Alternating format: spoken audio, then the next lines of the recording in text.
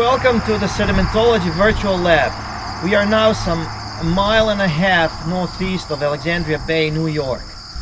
The outcrop behind me is probably one of the best exposures of this non-conformal contact between the Proterozoic basement of Granville orogeny and Cambrian Potsdam Sandstone. This contact marks some 600 million years of non-deposition or erosion.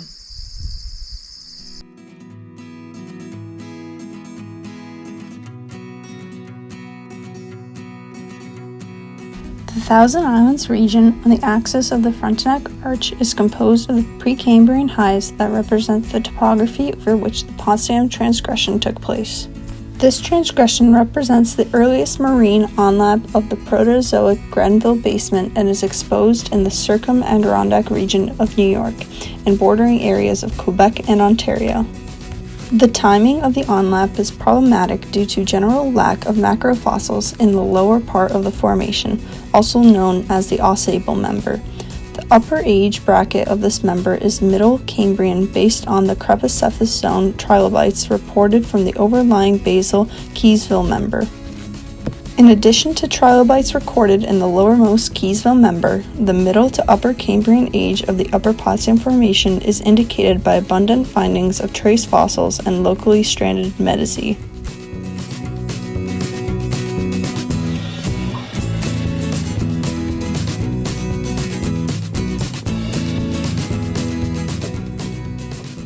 The basal lower part of the Potsdam Formation is characterized by four non-marine lithofacies, including massive matrix-supported conglomerate, bedded grain-supported conglomerate, conglomerate arkose, and pebble conglomerate arkose finding upward sequences, interpreted to represent debris flows. Proximal gravelly braided stream deposits, intermediate to distally gravelly braided stream deposits, and proximal sandy braided stream deposits, respectively. These basal arkosic deposits are both compositionally and texturally immature and contain detritus derived from the underlying weathered Proterozoic surface. The terrestrial braided stream and braided alluvial plain deposition was terminated by the subsequent Middle Cambrian cratonic transgression that deposited the classic Upper Potsdam quartz aeronites of the Keysville member.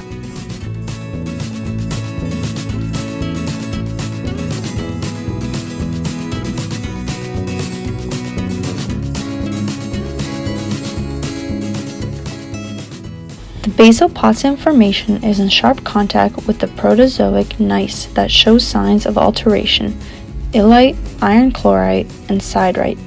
The basal, about 2 meters of Potsdam sandstone weather into thin and friable slabs that are composed of low-angle, cross-laminated, non-arkosic, and non-conglomerate quartz aeronite that is overall moderately sorted and contains some coarse grains with predominantly fine to medium-grained framework.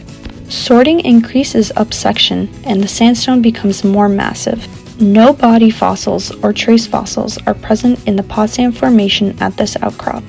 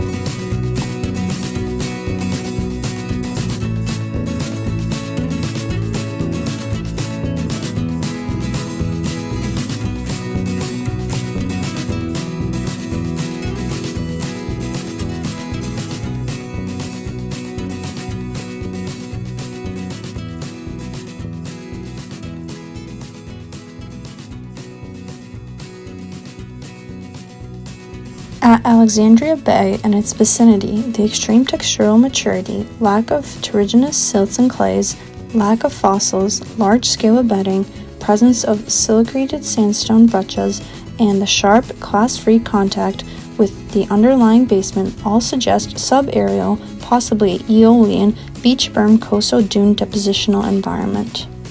The Aeolian origin is also suggested by the provenance, compositional, and textural maturity, large-scale high-angle planar cross-bedding, absence of fossils, and close association with braided fluvial deposits in the vicinity of Alexandria Bay.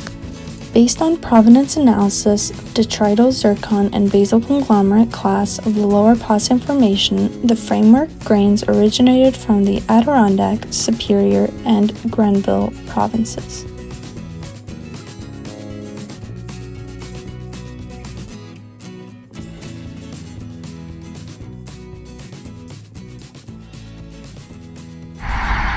We are at Goose Bay, just a mile and a half northeast from the previous point.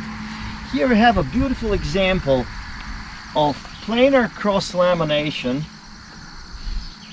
and parallel stratification in Lower Potsdam. Note a sharp erosional contact between the two units.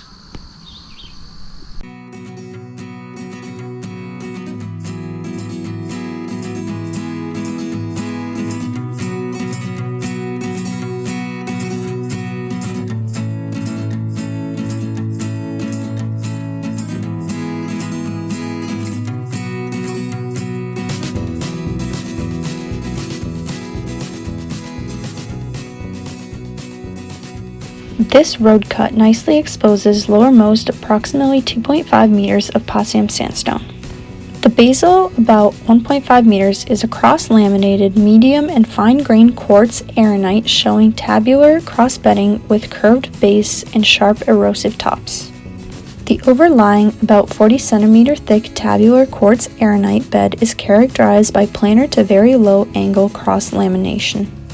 The topmost set exhibits discontinuous, faint wavy, possibly erosive bases and parallel stratification and becomes more massive up-dip.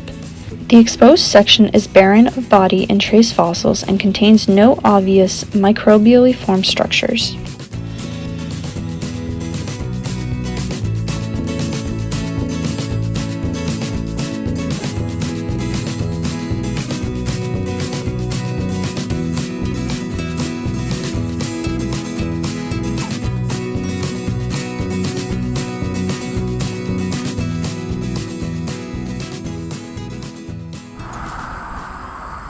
Here at Schermerhorn Landing, what you see behind me is all Potsdam Sandstone, but with an interesting feature, and that is an unconformity within Potsdam Sandstone.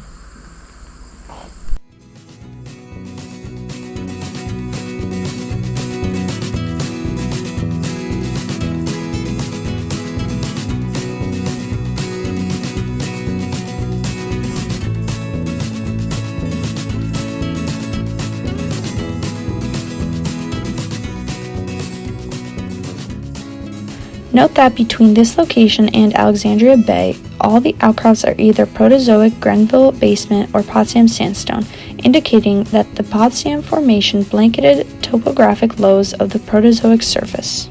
Topographically, higher areas likely were not sites of Potsdam deposition, or alternatively, sandstone was subsequently eroded from these areas.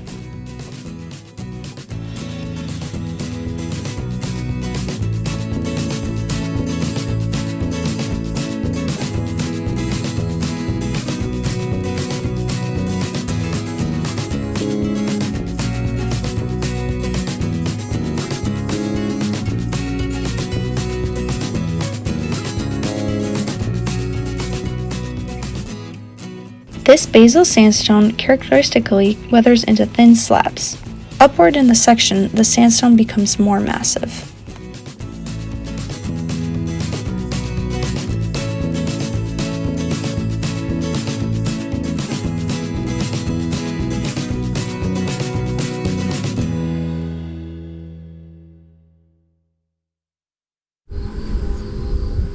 The uppermost Potsdam is nicely exposed near Chippewa Bay.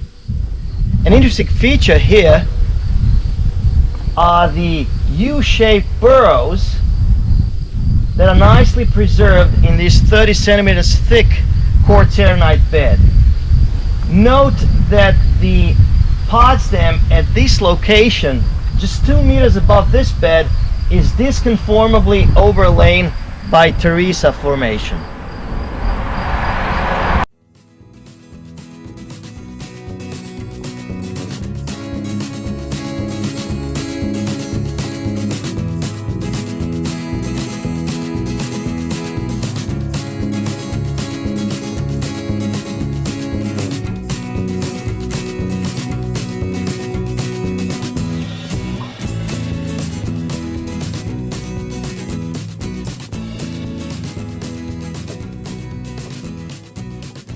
Contrary to the lower part of the Keysville member in the St. Lawrence lowlands, the upper part of this member, composed of medium to very thin bedded calcite and silica cemented fine to medium grain quartz arenite, clearly indicates subaqueous nearshore tidal deposition.